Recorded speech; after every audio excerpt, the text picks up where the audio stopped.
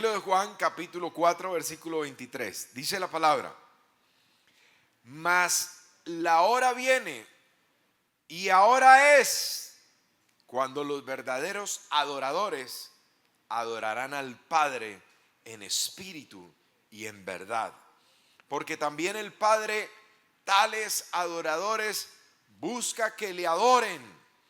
Dios es espíritu, y los que le adoran en espíritu y en verdad es necesario que adoren. Muy bien, dígale al que está a su lado: la hora viene y la hora es donde nosotros vamos a adorar. Los verdaderos adoradores vamos a adorar. ¿Cuántos pueden decir amén? Dale un buen aplauso a mi Jesús, si tú eres un verdadero adorador. Esta frase se da o surge en el contexto donde Jesús está hablando con la mujer samaritana. Recuerde que le era necesario pasar por Samaria. Recuerde que existía un conflicto de cientos de años atrás por causa de la división de la nación. Se divide Israel en 11 tribus al norte que conforman o siguieron conformando lo que se conoció como el reino, o se conocía ya como el reino de Israel, y un reino independiente al sur, que es el reino de Judá, donde precisamente la tribu de Judá y de Benjamín se alían para conformar un reino. Es allí donde está Jerusalén, la capital, es allí donde está el templo de Dios. Por tanto, Judá se aferra a la palabra, digámoslo así, a la ley que tienen de Moisés, a lo que hasta allí han recibido por parte de los profetas, y se aferran a mantener la adoración en el templo. En el norte, un rey no descendiente de la casa de David se usurpa el trono y establece pues allá el reino en la capital Samaria.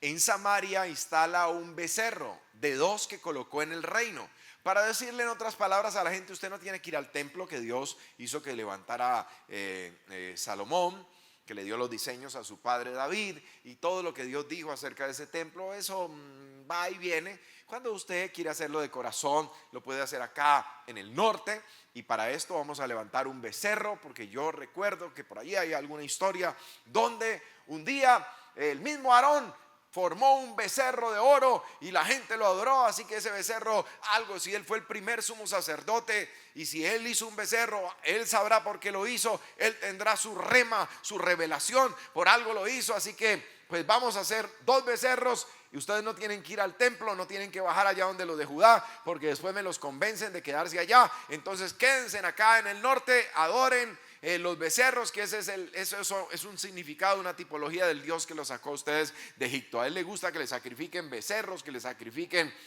chivos, que le sacrifiquen pues estos animales, y principalmente los becerros. Seguramente él tiene que ver algo con ese becerro. Y les levantó un falso Dios, ¿sí?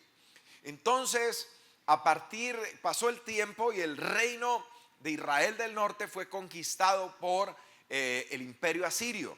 Los asirios tenían por costumbre mezclar los reinos que ocupaban. Entonces, haga de cuenta, pensemos aquí en Colombia, que hubiera pasado en nuestra época, ¿sí? Estuviéramos si fuera Colombia. Entonces tomaba la gente de aquí, la gran mayoría la llevaba, la esparcía, diga usted, en Venezuela, en Brasil, en Perú, en Ecuador, en Panamá, y de allá traía un montón de gente y la plantaba aquí.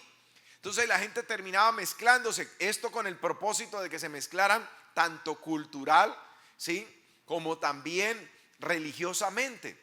Entonces se comenzaba a formar una mezcla, ¿sí?, de conceptos, de religión, de cultura, que impedía que esta gente se uniera finalmente para derrocar la influencia del imperio asirio, y así los mantenían controlados. Esa era la estrategia de los asirios. Bajo esa estrategia, Israel es conquistado, y entonces, tras de que ahora adoraban becerros, luego comenzaron a adorar cuanta cosa rara trajeron los otros pueblos vecinos que plantaron allí. Entonces eso generó una pues contaminación, comenzaron ellos a pervertirse cada día más y más. Y si antes los del reino del sur, el reino de Judá, donde estaba Jerusalén y el templo, no la iban mucho con ellos por el tema de los becerros, ahora con el pasar de los años y la mezcla, porque además se casaron, pues dieron sus hijos a diferentes pues mujeres, diferentes pueblos, a hombres de diferentes pueblos, así que eso se genera una mezcla terrible en la gente del norte, al punto que digamos ya la gente del reino del sur, de Judá, no los consideraba ni primos siquiera, ¿sí? Ni siquiera primo lejano por allá, ni primo en tercer lugar, no, los consideraban, ¿sí me entiende?, paganos, gente de lo peor, y no les hablaban, no les dirigían la palabra, los repudiaban.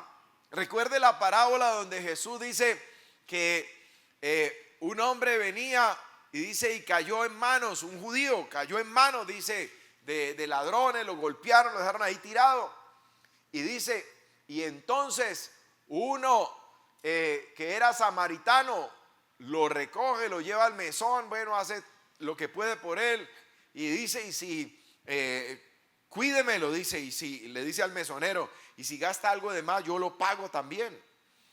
Y entonces le hace una pregunta allí a uno de los fariseos o de los escribas, creo que fue un fariseo.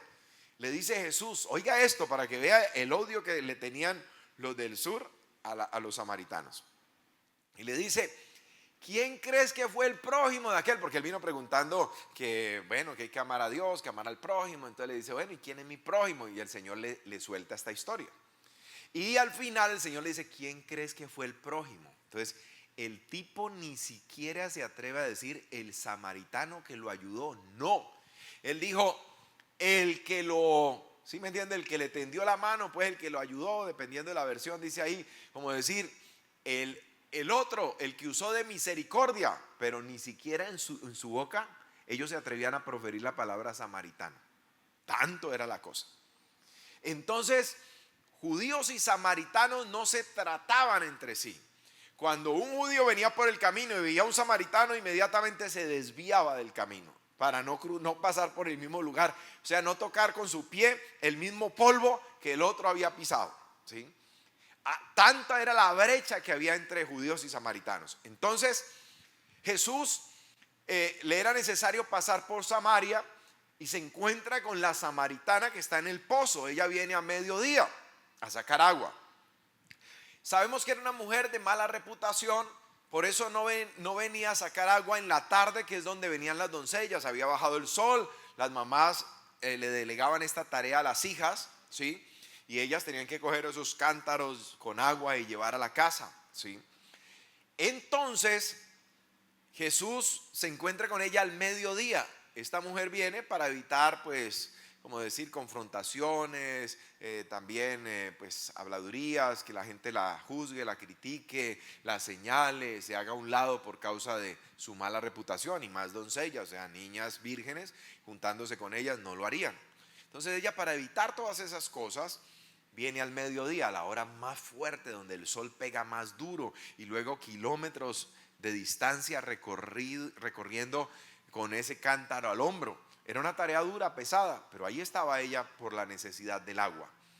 Jesús entabla una conversación con ella y le dice, mujer, dame de beber. Y ella le dice, ¿cómo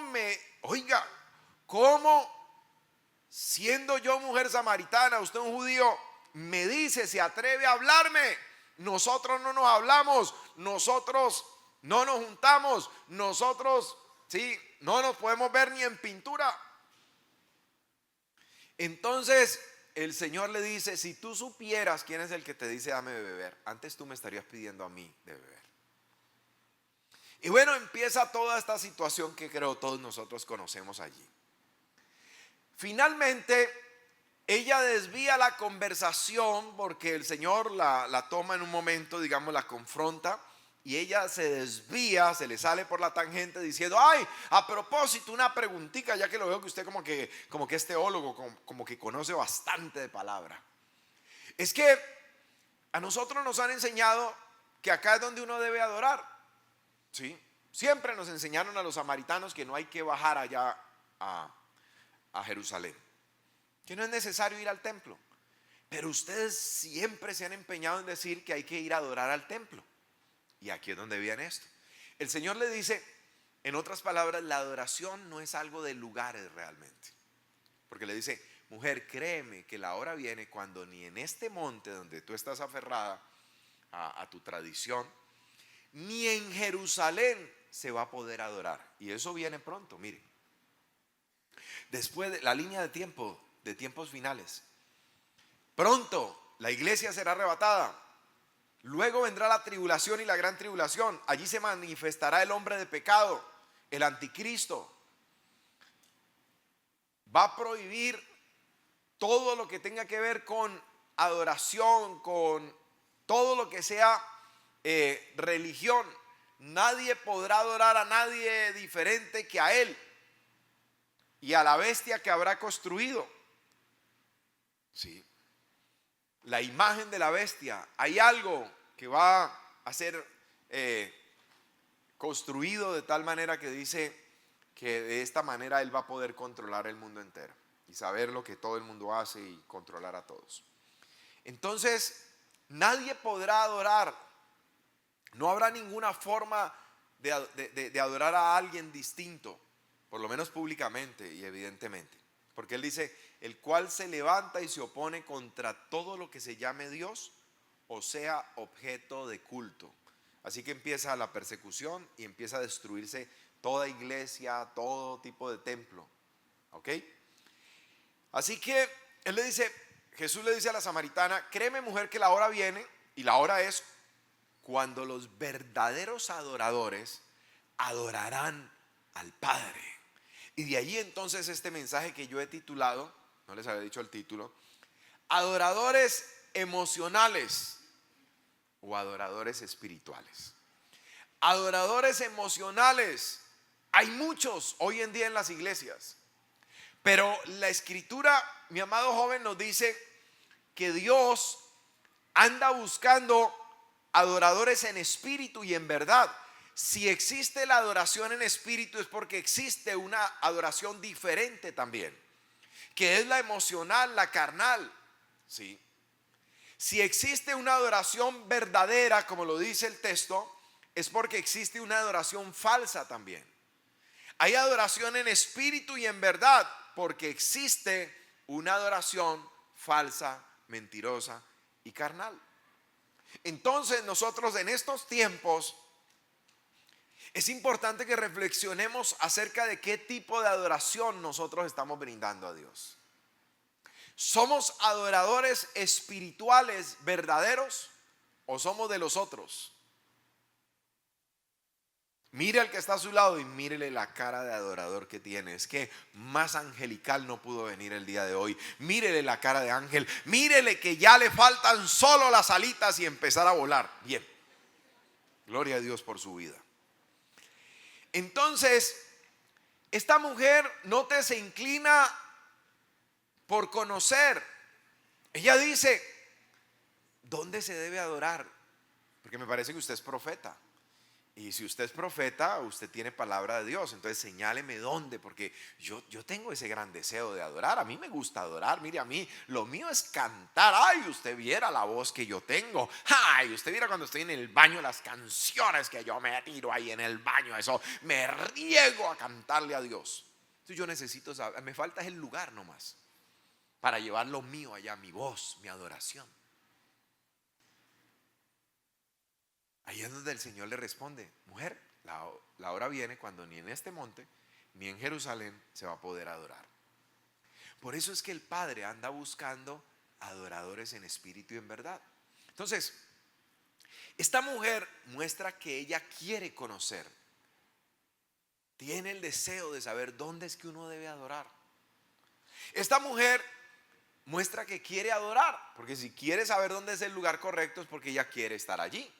¿Ok? Así hay mucha gente hoy en día, aún dentro de las iglesias cristianas. A veces usted escucha por ahí a un amigo y dice, no, es que en mi iglesia no sé, no está pasando nada, yo no siento el mover de Dios. Sí, en la tuya, ¿qué tal? Entonces usted le dice, no, allá es tremendo eso cuando, uy, no, eso cuando están cantando. Mire, yo me ericé la última vez nomás, por decirle algo. No, eso uno llora, no, eso Dios le ministra un gozo, una paz. No, la presencia de Dios. No, en el altar último de intimidad, no, me quebrantó el Señor, impresionante. No, en el praise night, impresionante, yo me gocé, salté. No, avivado, no, salí renovado y tal. Y wow, dice, ¿cuándo es el próximo? Yo quiero estar allá porque yo quiero un lugar así donde se adore de esa manera. Lo mismo que la mujer samaritana. ¿Dónde es para que yo vaya? Y eso es como parecido al que se queja de todas las iglesias. No, de la última me salí porque no, eso allá no. No, yo no volví, a la otra no volví porque no, es que realmente la mayoría de las iglesias están muy, ¿sí? Yo me estoy buscando una que sí sea pues como Dios quiere. ¿Usted no conoce una que me recomiende? Hay gente buscando la iglesia perfecta. Si existiera la iglesia perfecta, la recomendación sería que esa persona que usted conoce nunca vaya por allá porque la tira. ¿Sí? Claro, porque un imperfecto va a ir a un lugar perfecto. ¿A qué? Ya hay un lugar lleno de perfectos donde llegó un imperfecto, ahí ya pare de contar. Entonces, ella está así más o menos. Y ya le voy a decir por qué. Porque ella quiere saber el lugar. Ella dice, si Jesús le hubiera dicho, hijita, es en Jerusalén sin duda, es en el templo. Ay, entonces voy a comprar los pasajes. Ay, me voy en flota porque no tengo mucha plata, pero allá estaré el domingo. Pero luego el Señor le dice, bueno, hagamos una cosa para que sigamos aquí con la conversación y lo del agua que usted quiere y bueno, todo el tema. Traiga a su marido de una vez. Y ella dice, Señor, pues bien usted acaba de decirlo. Porque ¿cómo le parece? Pues yo, ¿qué le cuento? Yo no tengo marido, ¿sí? Y el Señor le dijo, pues bien has contestado. Porque 5 maridos has tenido. Y el que ahora tienes, y dijo que no tenía. Y el Señor le dijo, el que ahora tienes tampoco es tu marido, ese es ajeno. Imagínese esa adoradora. 5 maridos ajenos había tenido. Y el que ahora tenía, el sexto, tampoco era el de ella. Era prestado, decía ella, pero eso no se vale en el matrimonio. Entonces dice que este tipo de personas son precisamente de las que yo les estoy hablando. Gente que adora emocionalmente. Emocionalmente, pero no espiritualmente. Y lo vamos a mirar ahorita con detalle. Entonces, este tipo de personas nos dice Romanos capítulo 8 versículos 5 en adelante. Dice, oído, porque los que son de la carne piensan en las cosas de la carne. O los que los que son de la naturaleza, dice otra versión, de que están bajo la naturaleza pecaminosa, piensan en las cosas de esa naturaleza, en esos deseos que les imparte esa naturaleza pecaminosa, esa naturaleza caída. Porque los que son de la carne piensan en las cosas de la carne. Pero los que son del Espíritu, E mayúscula, del Espíritu, Espíritu Santo está hablando, en las cosas del Espíritu. Otra vez con E mayúscula, las cosas del Espíritu Santo. Los que son del Espíritu. Porque el ocuparse de la carne o de esa naturaleza pecaminosa es muerte, es separación de Dios, es alejarse de Dios. Pero el ocuparse del Espíritu, eso trae vida, trae paz. Por cuanto los designios de la carne son enemistad contra Dios. Ella había tenido 5 maridos ajenos. Le quitó a esta, a aquella, a la otra y a la otra también. Y no contesto con eso, le acaba de bajar el marido a otra. 6. Y tal vez se daba golpes de pecho y todo el tema antes de adorar. Dice, Señor, perdóname por haberle quitado el marido a doña, no sé, a doña expropiación, Petronila. Señor, perdóname, Señor, pero yo vine a adorar, y bueno, y canta. Y a los 8 días ya le va bajo el marido a otra. Y otra vez, Señor, perdóname por haberle quitado el marido a doña no sé quién. Señor, ay, fui débil, Señor. Ay, es que ese hombre, ay, tan papacito. Ay, no. Y volvió y cantó y tal. Y a los 8 días otra vez le había bajado el marido a otra. Entonces, imagínense esa condición de esa persona. Entonces, por eso nos dice la Escritura: por cuanto los designios de la carne son enemistad contra Dios, porque no se sujetan a la ley de Dios, ni tampoco pueden. Esas personas no pueden sujetarse a la ley de Dios, porque la ley de Dios es espiritual. Y como decía Pablo, el carnal está vendido al pecado. Entonces, dice: porque los designios de la carne son enemistad contra Dios, porque no se sujetan a la ley de Dios. Esos deseos carnales no se sujetan a la ley de Dios, ni tampoco pueden. Y los que viven según la carne no pueden agradar a Dios. Entonces esos cantan, van a una iglesia, van a un ministerio de jóvenes, pero como viven conforme a la carne, dice, no pueden agradar a Dios. No hay forma. Mas vosotros, dice Pablo, porque esta es una carta a los romanos, a la iglesia en Roma, le dice: mas vosotros no vivís según la carne, sino según el Espíritu, si es que el Espíritu de Dios mora en vosotros. Y si alguno no tiene el Espíritu de Cristo, no es de él. Ahí es donde está lo que Jesús le está diciendo. Dios anda buscando adoradores en espíritu, gente que está gobernada por el Espíritu, gente espiritual. Dios busca que esas personas lo adoren. Dios quiere, ama esa adoración. ¿Por qué? Porque es genuina, porque es verdadera, y porque ya vamos a mirar qué es adoración. ¿Ok? Entonces, la mujer samaritana quiere conocer, quiere adorar, quiere cantar, pero lo ha hecho por mucho tiempo. No sé cuánto duró la primera relación, no sé si una semana, un mes o un año. La segunda, cuánto duró, la tercera. A lo largo de su vida, eso ha sido lo que le ha pasado. Pero ella está interesada en adorar, a ella le gusta cantar, a ella le gusta levantar las manos, a ella le gusta aplaudir. Y el Señor le dice: por eso, mujer, la cosa no es de lugares. O sea, tú no vas a presentar una correcta adoración porque vas aquí o vas allá. Tú vas a lograr presentar una correcta adoración cuando tú logres, cuando tú puedas adorar en espíritu y en verdad. Porque de hecho Dios está buscando a ese tipo de personas. Toque al que está a su lado y dígale: Dios te anda buscando. Vamos, dígale: tengo buenas noticias para ti. Dios te está buscando. Dios te está buscando. Dale un buen aplauso de alabanza al Rey por tu vida. Gloria a Dios.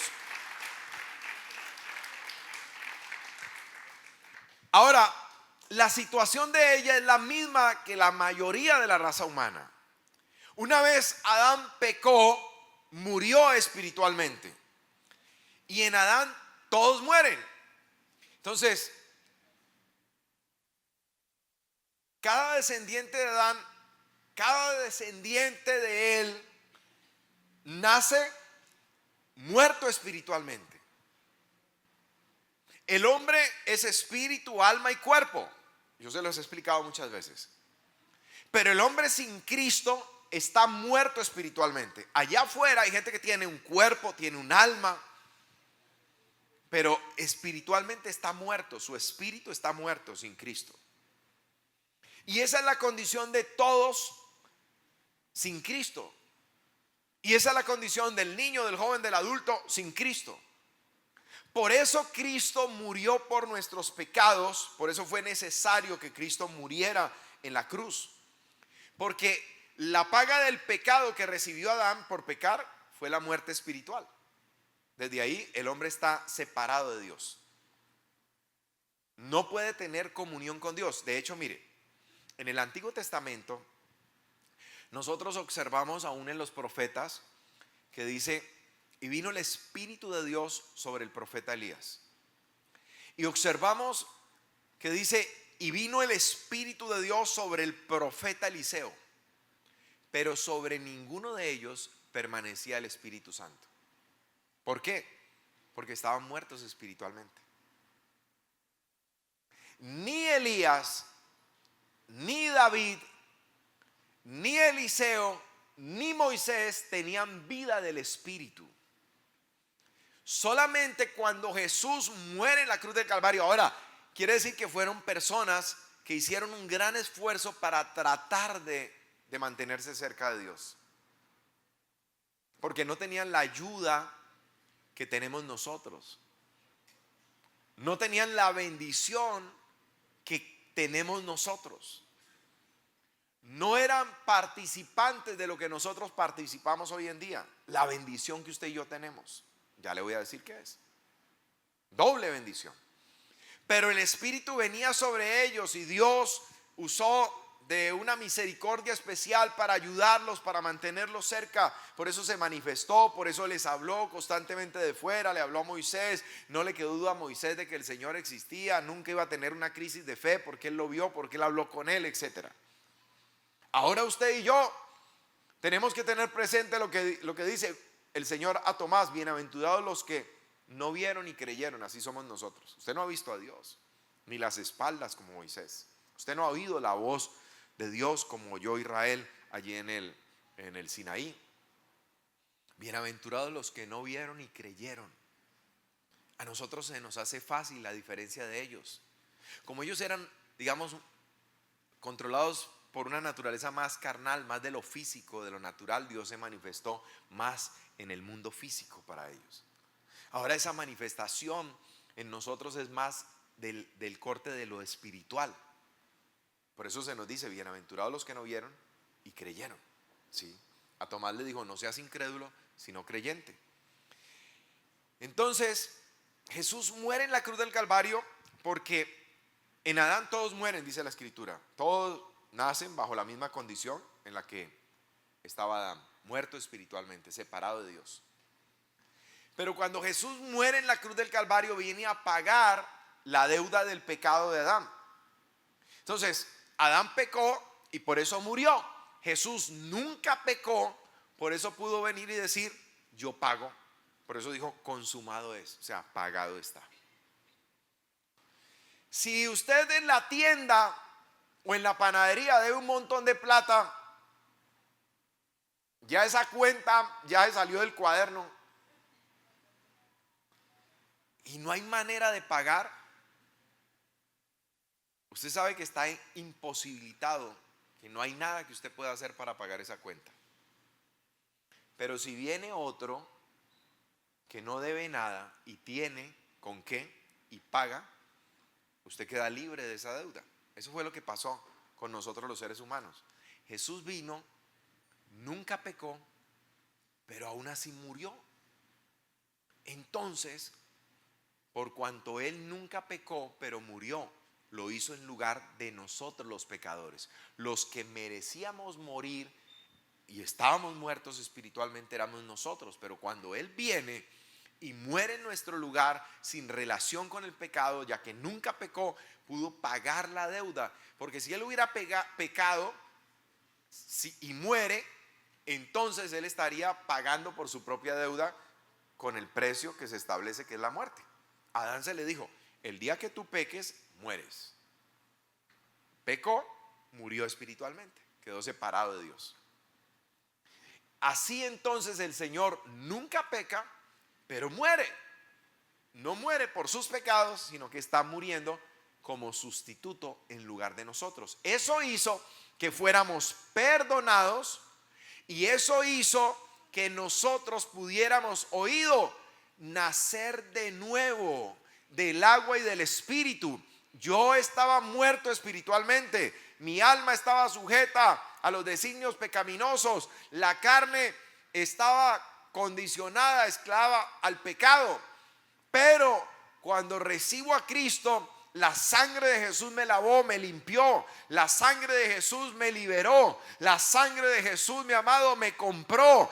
Gracias al sacrificio de la cruz, yo pude experimentar el nuevo nacimiento del agua y del espíritu. El poder de la palabra, el poder del espíritu obraron en mi vida y ahora tengo un espíritu renacido, un espíritu, mi amado, que puede tener comunión con Dios. Ahora mi espíritu se deleita en todo lo que tenga que ver con Dios y el Espíritu de Dios viene a mi vida para ayudarme cada día para que yo pueda permanecer en Dios. Doble ayuda. ¿Cuántos pueden decir amén? Dele un buen aplauso a Jesús.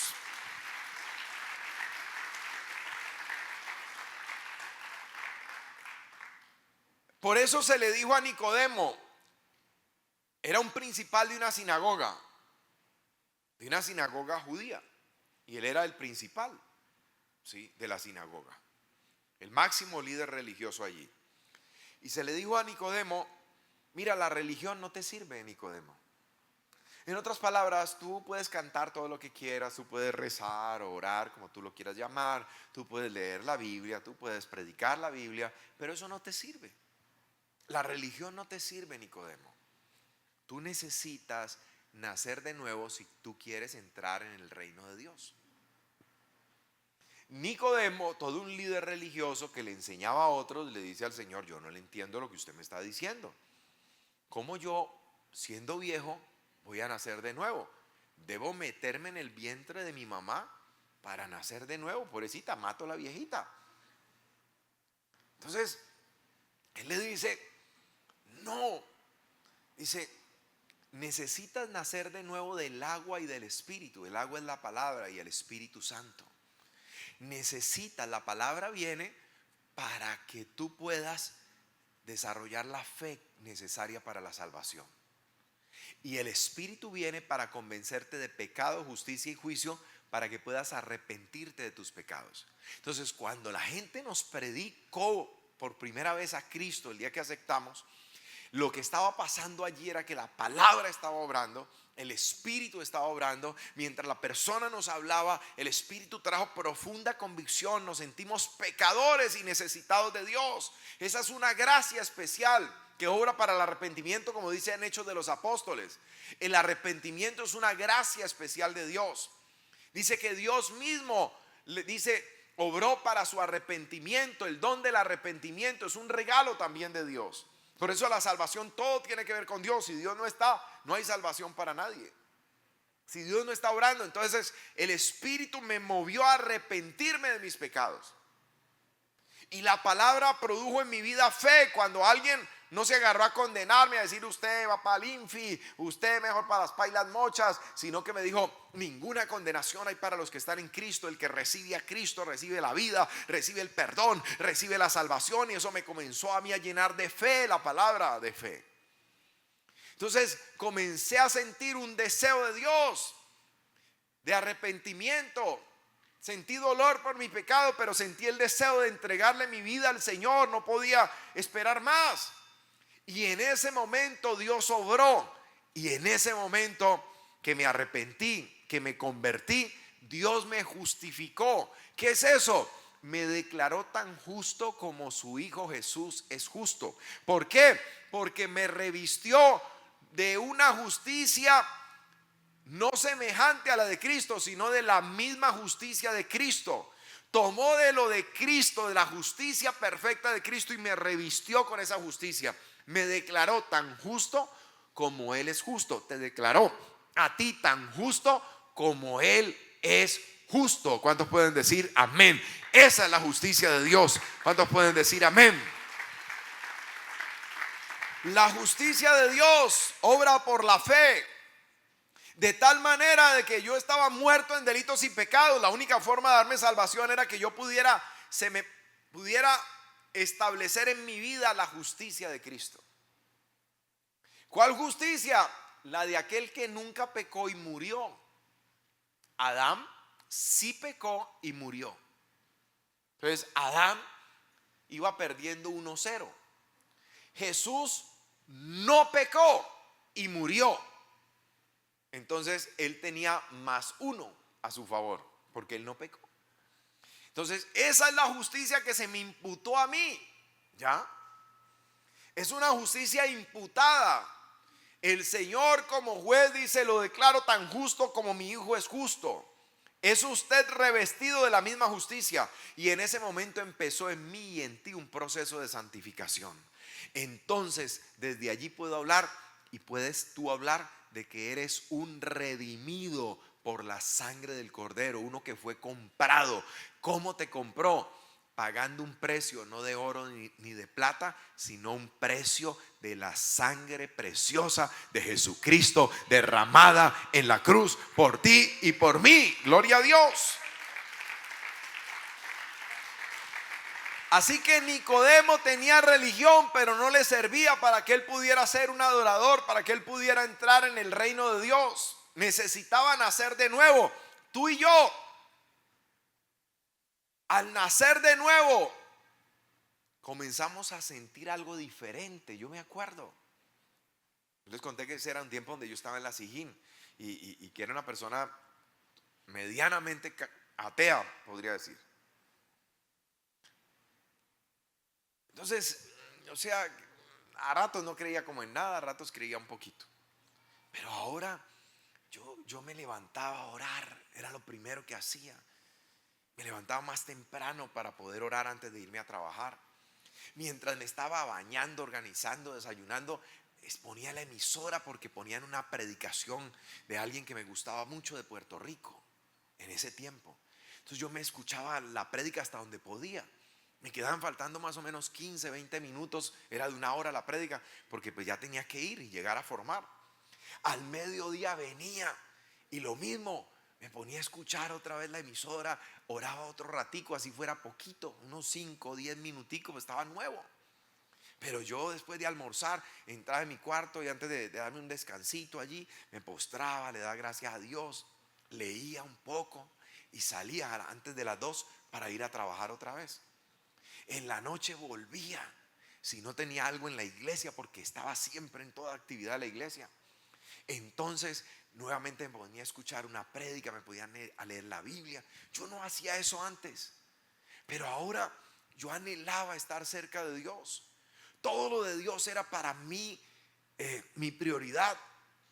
Todo lo de Dios se convirtió en mi vida en una prioridad. Me deleitaba en las cosas de Dios. Antes me deleitaba en el pecado. ¿Por qué? Porque antes yo no podía. Porque dice: los designios o deseos de la carne no se sujetan a la ley de Dios, ni tampoco pueden. No es que antes yo no quería, era que no podía. Es como a un ciego, yo les he dicho, decirle: ven, mira cómo está eso allá, mira, uy, no, tremendo. Y él dice: acuérdate que yo soy ciego, mira.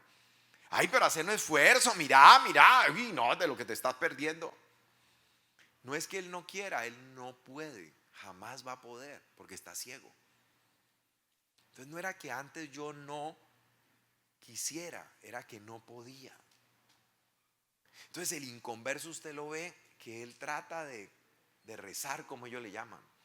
Y empieza: Padre nuestro que está en los cielos, ahí acostadito en la cama, santificado sea tu nombre. Y se quedó dormido. Y dice: anoche antes de acostarme lloré el Padre nuestro. Mentira, él se quedó dormido. A la mitad ya estaba foqueado. Pero él está haciendo cosas pecaminosas y no tiene problema. Él baila, toma toda la noche, viene a la casa, se da un baño y sale a trabajar sin haber dormido. Porque se deleita en las cosas del pecado. ¿Lo ven? Nosotros ahora nos deleitamos en las cosas de Dios. La gente afuera no te va a entender. Allá no te pueden entender porque ellos no pueden tal cosa. La gente te va a criticar porque la gente no logra entender qué es lo que pasa en ti. Como que te vienes toda una noche. Dice: ¿qué hacen el 31 ustedes allá en la iglesia? Dice: no, pues cantamos, hay prédica, hay oración hasta de 2 horas, de 1 hora. Sí, cantamos y así nos amanecemos. Y dice: ¿qué? Muchacho, tú estás loco. Usted se va a enloquecer como siga así. ¿Qué es eso? Dice: o sea, eso es imposible, yo no creo eso. Pero para nosotros es un deleite. Dios, su palabra, adorarlo, buscarlo, orar, para nosotros es un deleite. ¿Por qué? Porque tenemos ahora una naturaleza espiritual que se deleita en las cosas del espíritu. Ellos no lo entienden. Ellos le van a decir: ¿y usted qué va a ir a hacer por allá a trasnocharse toda la noche? De ese fanatismo, de esa religiosidad. Uy, usted sí, no, está pasado. Yo no sé hasta cuándo usted va a seguir con esa religión. Qué fanatismo tan tremendo. Ellos no entienden que para usted y para mí es un deleite estar a sus pies. Es un deleite amarlo, es un deleite adorarlo, es un deleite buscarlo, es un deleite, es un deleite. Él nos produce deleite a nuestro corazón. ¿Cuántos pueden decir amén? Nos sentimos privilegiados de poder buscar su rostro, de poder sentir su presencia, de que su Santo Espíritu more en nosotros. ¿Cuántos dicen amén? Nunca tuvimos eso. Yo nunca tuve eso de niño. Yo nunca tuve eso de jovencito, de adolescente. Nunca tuve eso hasta que Él llegó a mi vida. Pero es necesario que esto sea genuino, verdadero. Esto no es algo académico. Nacer de nuevo no es algo que oí una prédica de nacer de nuevo y yo dije: yo también hoy declaro que nací de nuevo. No, eso no funciona así. Yo hoy me proclamo como uno que nació de nuevo. No, eso no funciona así tampoco. Eso no es así porque sí. Eso no es así como cuando están jugando, no sé, parqués y sacó doble 6. A Nicodemo se le dijo: si no naces de nuevo del agua y del espíritu, tú no vas a poder ni siquiera, no entrar. No, eso, entrar sería, no. Usted a este no le dijo entrar, le dijo ni siquiera ver el reino de Dios. O sea, ni de lejito usted no lo va a alcanzar ni a ver. Impresionante. Si no naces de nuevo, no podrás ver el reino de Dios. Si no naces de nuevo, menos, si no lo puedes ver, menos entrar. Entonces, es necesario nacer de nuevo para poder entrar en el reino de Dios. Es necesario nacer de nuevo para poder adorar en el Espíritu. Por eso hay gente que le cuesta adorar, porque adora en las emociones. Cuando yo soy un adorador emocional, así lo del pelito del lado, no, emocional, entonces cuando todo marcha bien, ¿me entiende? Eso es como el hincha apasionado por la selección Colombia. Entonces va ganando 3-0, gloria a Dios. Él nunca va a una iglesia, hasta ateo es, pero ahí dice gloria a Dios, bendito sea Dios, muy bien, uy. Porque él es emocional, ¿me entiende? Entonces así hay gente, mucha gente en las iglesias cristianas son adoradores emocionales. No han nacido de nuevo, ellos no lo saben. Usted no les vaya a contar, usted ore por ellos nomás. Pero así, pobrecito, usted ore para que Dios haga el milagro. Entonces ellos, como adoran en las emociones, cuando todo está bien, ellos cantan. Ellos dicen, ellos llaman, dicen: ¿qué hubo? Vamos a la iglesia. Pero ¿a qué hora? No, vamos desde las 3. Pero a las 5. No, pero para llegar temprano. Uy, me dice: wow, está espiritualísimo. Pero a la siguiente semana dice: no, yo no quiero ir por allá. ¿Qué? ¿Pero qué te pasó? No, porque estoy fadado, estoy budío, estoy triste, estoy bedaco. ¿Me entiende? Y si viene y dice: qué culto tan malo, yo no sentí la presencia de Dios, y todo el mundo llorando, otro por allá, ¿sí me entiende? Ministradísimo y todo. Él no sintió nada, porque él depende de las emociones. Dice: las canciones tan malas que cantaron hoy, ¿sí o no? Ve, mira, uy, no, pero que, uy, no, ¿quién fue esa que delegaron a cantar? No, están malas, yo no me sé ninguna de esas. Uy, no, hoy la alabanza no estuvo buena. Así le pasó a una señora que le puso una queja a un pastor hace años aquí. En el pasillo lo esperó y le dijo: pastor, ¿me permite un momentico? Y él le dijo: sí, mi hermana, cuénteme. Pues si le podía decir hermana, aunque él le dijo hermana, pero bueno, pasémosle. Le dijo: sí, hermana, cuénteme. Dijo: mire, es que yo sí quería quejarme, no sé qué está pasando, pero hoy la adoración, Uy, no, la adoración estuvo muy mala. No, esa alabanza no me gustó ni 5. Y él dijo, pues me alegra mucho, hermana, porque no era para usted. La idea no es que le guste a ella, la idea es que le guste a Dios, que deleite el corazón de Dios. Entonces, ve, la persona emocional es así. Está condicionada solo a como la emoción del momento. Entonces, esta no me gusta, esta canción no me gusta. Decir, esperemos a... Uy, está así, siento a Dios. Porque es de las emociones. Entonces la persona y las emociones son así, suben y bajan. Por eso usted ve la parejita de novios, naricita con naricita, así. Y dice, ay, tan lindos, ¿cómo se aman? ¿Ya? Y luego entonces usted ve, pasa por ahí, ¿no? Ocasional. Y ella le tira la puerta en la cara, ¡pah! Y la naricita le queda aplastada al pobre muchacho. La misma naricita del día anterior que ¡pan! En la puerta, así. Y él ahí, venga, ábrame, y ruega. Y ella vuelve y sale, le pega otra vaciada y ¡pa! Vuelve y le tira la puerta en la cara y otra vez tenga su puertazo. ¿Y por qué? Porque las emociones de los seres humanos son así, suben y bajan.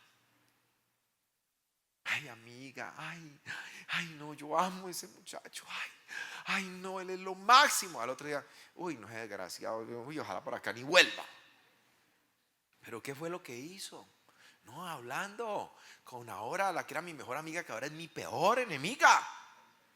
Y yo le he dicho a él que ya le había advertido que jamás, si yo no le hablo a ella, él tampoco. Esa fue la falta, que la saludó. Pero el día anterior no, él era lo máximo, la maravilla. Y ahora es desgraciado, sin gracia, el pobre. Le quitó hasta la gracia. Entonces, ¿ven?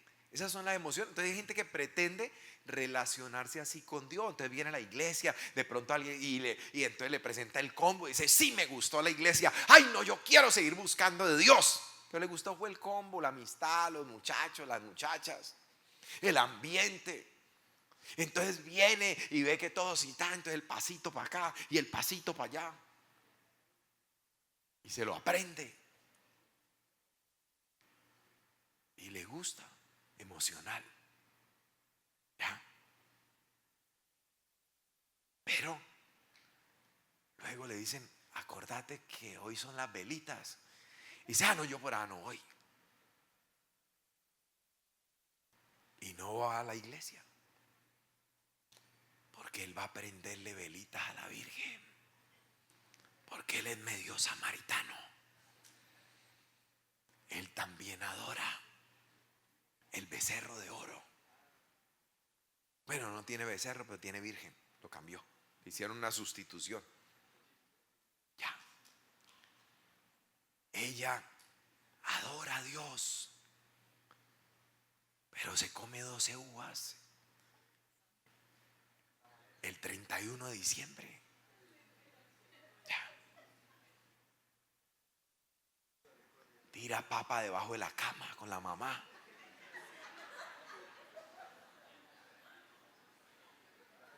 Le hace caso a la tía y se pone el cuco suerte amarillo.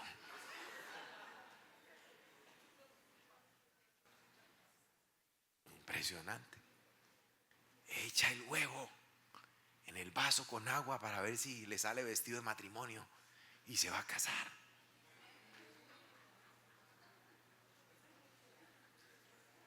Porque la abuelita le recomendó. Dijo, eso es bendito si usted quiere saber. Y la abuelita le dice, mire, ahí se ve el vestido clarito, ¿ya? La clara ahí se ve, la cabecita es la yema. Y lo que cae así, mamita, es el vestido. Te casas el otro año. Abuela, pero ni tengo novio. No se preocupe, ahora tiramos la papa a ver si o se come las 12 uvas, se cómase 24 de una vez, mija, para que asegure.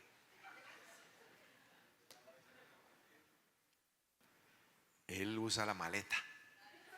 No, que él ha visto gente con maleta. Pero hay que aclarar.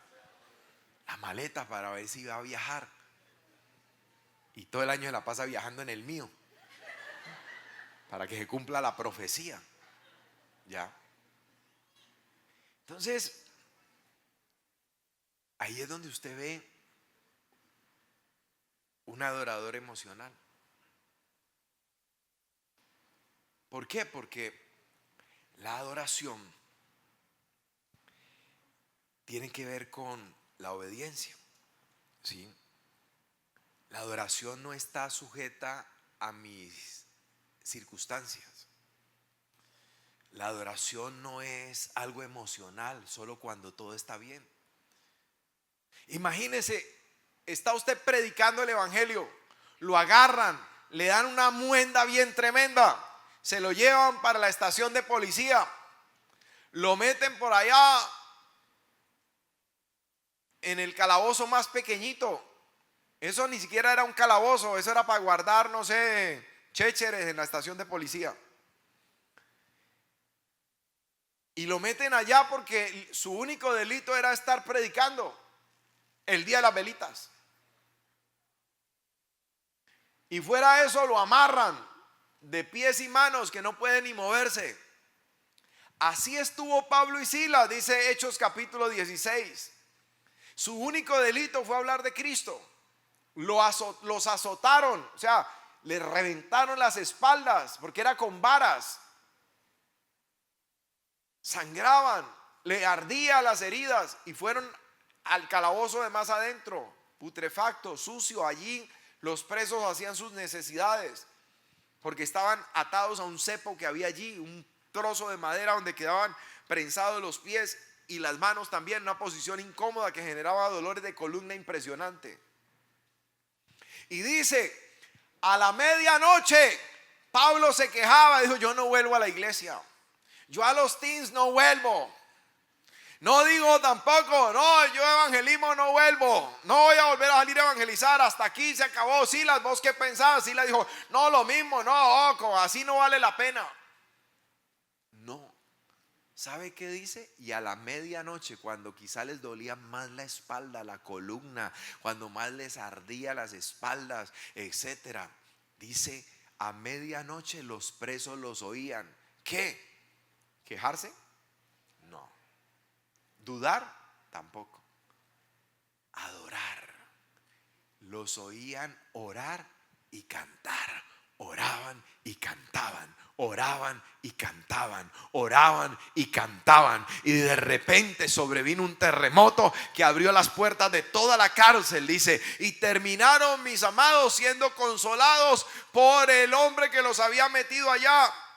Y terminaron ganándose esa alma y a toda su familia y bautizándolos. ¿Por qué? Porque estos hombres adoraban en espíritu y en verdad, no por las emociones, no si las cosas estaban bien. Aunque las cosas no estaban bien, ellos tenían un corazón dispuesto a adorar a Dios. ¿Cuántos pueden decir amén? Ese es un adorador en espíritu y en verdad. Ese es un adorador en espíritu y en verdad. No es emocional, no es circunstancial, no es de lugares, no es de momentos, no es de tiempo. Él adora desde su espíritu. Lo hace de corazón, lo hace de manera genuina. Él dice: aunque la higuera no florezca, ni en las vides haya fruto, con todo yo me sigo gozando en Dios. En otras palabras, me echaron del trabajo, estamos pasando hambre en la casa, pero yo voy a seguir alegre, porque mi felicidad no depende de barriga llena, corazón contento, como decían las abuelas. Mi felicidad es Dios, y yo sé que Dios en esto se va a glorificar. ¿Cuántos pueden decir amén? Denle un buen aplauso a Jesús.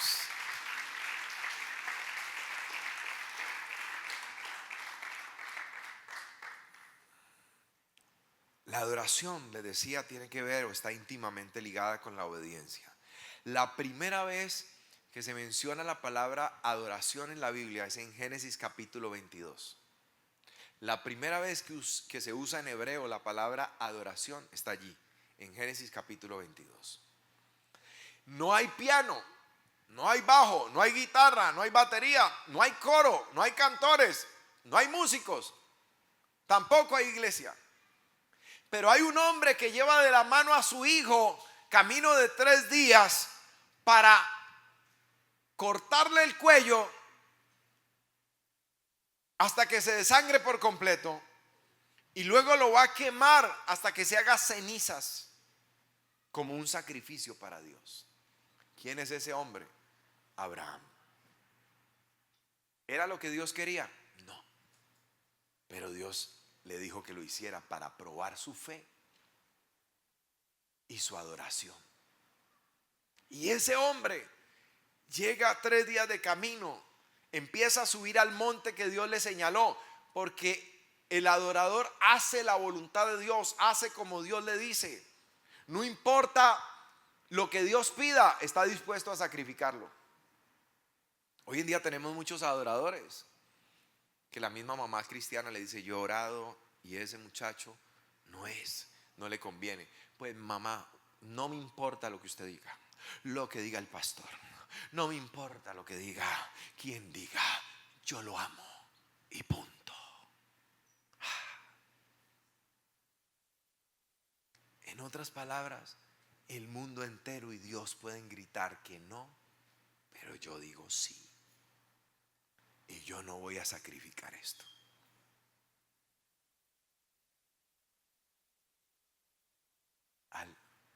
Al tiempo, tiene 3 chinos y está yendo a recoger al tipo borracho por allá a mitad de cuadra. Y está culpando a Dios de su desgracia, porque nunca escuchó. Porque todo lo que Dios nos dice siempre es buscando nuestro bien. Porque todo lo que Dios quiere para nosotros es lo mejor. Pero desde la caída de Adán y de Eva, el hombre quiere jugar al bien y al mal, a ser Dios y a escoger qué es bueno y qué es malo para mí. Y así hay predicadores alineados a ese pensamiento. Entonces, ni Dios tiene por qué venir a decir qué es bueno y qué es malo para mí. Yo escojo, basta con que me guste. Ok, hágalo. Yo llevo 20 y pico de años como pastor y ya he visto cientos de ejemplos de esos. Porque desde huerto de Edén el hombre juega a ser Dios. Yo decido qué es bueno y qué es malo para mí. Dios no tiene que decidir. Yo soy como Dios. Y por eso la pasan mal. Cuando maduran, cuando las emociones ya se estabilizan, cuando ya son conscientes del error, ya demasiado tarde. Escogieron mal, hicieron a un lado a Dios y ahora están cosechando los resultados. Yo necesito a Dios para todo en mi vida. Dios es el que determina qué es bueno y qué es malo para mí. Y Abraham lo sabía. Por eso cuando Dios le dijo: dame a tu hijo, al que amas, al que te di, después de que esperaste 25 años por él, ahora tiene unos 11 añitos más o menos, 10, y quiero que me lo sacrifiques. Y él dice: Dios sabe qué es bueno y qué es malo para mí. Y sube al lugar, va con los criados y llega un momento en que les dice: esperen aquí, yo y el muchacho iremos hasta allí y adoraremos y regresaremos. Oiga esto: yo y el muchacho iremos hasta allí. ¿Por qué? Porque el adorador siempre tiene algo que ofrecer, un sacrificio que presentar a Dios. El niño es el sacrificio, pero los 2 compañeros o los 2 servidores de Abraham no tienen nada que ofrecer. Ellos van de pura Miranda y Corinto y Caloto y todo lo que quede por ahí. Ellos van solo de Miranda. Entonces Abraham le dijo: miren muchachos, esto de la adoración, ir a ese lugar alto, llegar a ese nivel, no es todavía para ustedes. Yo voy a sacrificar lo que más amo en el altar de Dios. Y mi hijo es el sacrificio, pero ustedes no tienen nada que ofrecer, se quedan aquí. El que no tiene nada que ofrecer no pasa de cierto nivel, dese cuenta. Porque hay gente que no siente a Dios. ¿Por qué hay gente que no siente la presencia de Dios? ¿Por qué hay gente que no oye la voz de Dios? ¿Por qué hay gente que no pasa de cierto nivel todo el tiempo de su cristianismo? Vive como en una crisis de fe, de pereza para orar, de dificultad, de hoy sí, mañana no, hoy intento, mañana tal vez. No puedo, no logro, porque mi amado no están dispuestos a sacrificarse o a sacrificar. La Biblia nos habla a nosotros, por ejemplo, de sacrificio de alabanza. Cuando yo ofrezco un sacrificio de alabanza, cuando emocionalmente estoy por el piso, por el problema, pero aún así reconozco que Dios es digno de suprema alabanza, de toda exaltación, y le canto y lo exalto y le oro y lo busco. No importa que mis emociones estén por el piso, no importa que mi moral esté por el piso, no importa que esté desmotivado. Bueno, digo moral porque es un término más militar que otra cosa. El soldado dice: tengo la moral por el piso, para que no piensen en lo moral en el otro sentido, ¿no? El soldado tiene la moral por el piso cuando lo han tratado mal, cuando no ha llegado la comida, están allá en plena zona roja, cuando mataron a un compañero. Entonces dice: ¿cómo está la moral? Y dice: por el piso. Por eso ellos los ponen a repetir en formación: ¿cómo está la moral? Y ellos gritan: alta, alta, muy alta, mi capitán. A veces es puro cuento, pero toca gritar. Entonces, no importa cómo estés, tú lo alabas, tú lo buscas, porque sabes que más grande que tu problema, que tu dificultad, es Él, y que en Él está la respuesta y en Él está la solución. ¿Cuántos pueden decir amén? Gloria a Jesús. Así que, ¿qué hace Abraham? Sube al lugar, amarra al niño, extiende la mano con el cuchillo, lo va a degollar. Dios le dice: no lo hagas, porque ya conozco que me temes. Yo no quiero que mates a tu hijo, jamás. Pero yo quería probarte. ¿Quién es más importante? ¿Tu hijo al que amas o tu Dios al que dices amar? ¿Quién es más importante? Al Señor tu Dios adorarás y a Él solo servirás. Amarás al Señor tu Dios con todo tu corazón, con toda tu mente, con toda tu alma, con todas tus fuerzas. Te determinarás a amar a Dios con todo. Y lo vas a adorar por encima de todo. Y lo vas a servir por encima de todo. Hoy me tocaba servicio, pero voy a llamar que no voy a ir porque me partí una uña. Esto se me despintó. Esto se me puso muy feo. Tengo un uñero. No, hoy no, porque no, creo que tengo incapacidad. No he ido al médico, pero yo creo que me van a dar incapacidad. Entonces, al Señor tu Dios adorarás y a Él solo servirás. El adorador siempre sirve, pero el servidor no necesariamente adora. Ojo con eso. Todo adorador siempre sirve a Dios, pero no todo servidor siempre va a adorar. Tenga cuidado con eso, porque hay gente que piensa que porque hace muchas cosas en la obra es un adorador. Y las emociones dan para eso, porque a veces la palmadita es el impulso. Muy bien, siervo fiel. Muy bien, sierva fiel. O el papá y la mamá: ay, tremendo que es mi hijo, mi hija. Ya tienen su recompensa. Entonces la motivación no es Dios, sino la palmada de recompensa. No todo el que sirve adora, pero todo el que adora sirve. al Señor tu Dios. Por eso él no dijo servirás y a él después lo adoras. No, dice al Señor tu Dios lo adorarás y a él solo servirás. Marta, Marta, afanada y turbada estás con muchas cosas, sirves, no paras de servir, haces una y otra cosa. Pero mira, María ha escogido la buena parte, la cual nadie le va a quitar. Está ahí sentadita a mis pies oyendo la palabra, deleitándose en mi palabra. ¿Ve? Ella ni siquiera estaba cantando, solo estaba sentada a los pies escuchando a Jesús. La otra estaba haciendo muchas cosas y el Señor destacó a María. El que se rinde es mayor al que hace. Y todo el que se rinde siempre va a hacer algo por Jesús. Ahí está Abraham. Dios le dice que sacrifique a su hijo. Él le dice a los criados: yo y el muchacho iremos hasta allá y adoraremos. Y adoraremos. Y adoraremos. Él le dijo: pero no traje guitarra, pero no traje piano, pero no traje unas voces que me apoyen. No, él va a obedecer. Él va a sacrificar a su hijo. ¿Y por qué?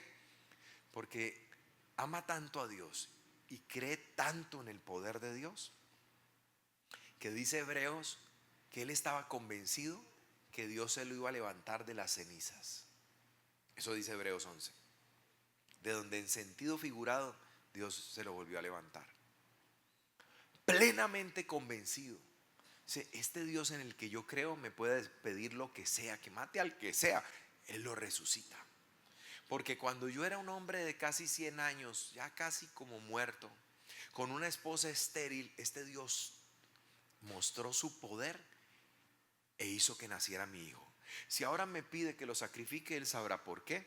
Él sabe lo que hace. Él sabe que es bueno, que es malo para mí, y yo lo voy a sacrificar. Y Dios, si me lo dio de la forma tan sobrenatural como me lo dio, de las cenizas, sí que es cierto que me lo va a volver a levantar. Pero Dios le dijo: no es lo que quiero. Quería probar tu corazón. Y aquí vienen las consecuencias de ser un verdadero adorador, y terminamos. Le dice el Señor: por cuanto has hecho esto y no me has rehusado a tu hijo, a tu único, a Isaac, a quien tú amas, he levantado mi mano, dice Dios, y por mí mismo he jurado, porque no hay uno mayor por quien jurar, y por mí mismo he jurado que de cierto te voy a bendecir, te voy a multiplicar. Oiga, voy a traer sobre tu vida bendición. No es una promesa, le dice Dios, es un juramento. Que te bendigo, que te multiplico, que te entrego la tierra que te señalé, te la entrego. Todo lo que te he prometido te lo voy a dar. No es una promesa, te lo estoy jurando que lo voy a hacer. El adorador, mi amado, entrega todo y recibe todo de parte de Dios. ¿Cuántos pueden decir amén? Dale un buen aplauso de alabanza a mi rey, aleluya. Dios anda buscando adoradores en espíritu y en verdad. ¿Lo ve? Gente que obedece como Abraham. Gente que está presta para hacer la voluntad de Dios. Gente que no depende de las emociones para cantar, para orar, para servir. Gente, mi amado, que tiene, como dice allí la escritura, cuchillo y fuego. Eso era lo que había allí en las manos de Abraham.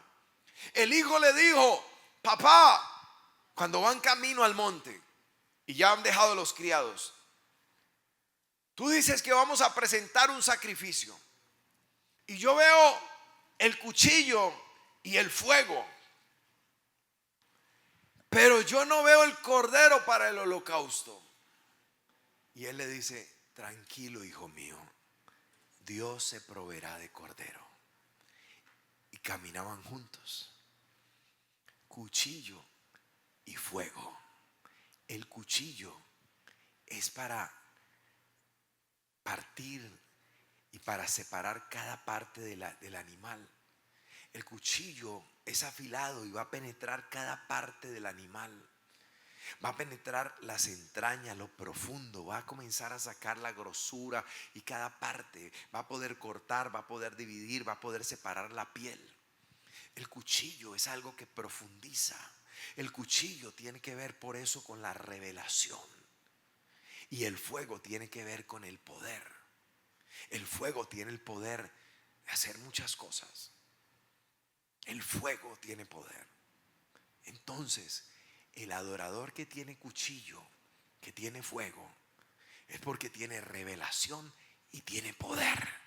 El que tiene revelación y tiene poder, mi amado, adora a Dios a pesar de las circunstancias. ¿Cuántos pueden decir amén? Pueda que en este momento todo sea negativo, pero yo tengo revelación que no siempre va a ser así. Puede que yo me sienta abajo, pero yo tengo el poder para seguir adelante, porque el Espíritu de Dios está de mi lado. Ponte de pie y dale el mejor de los aplausos al Señor.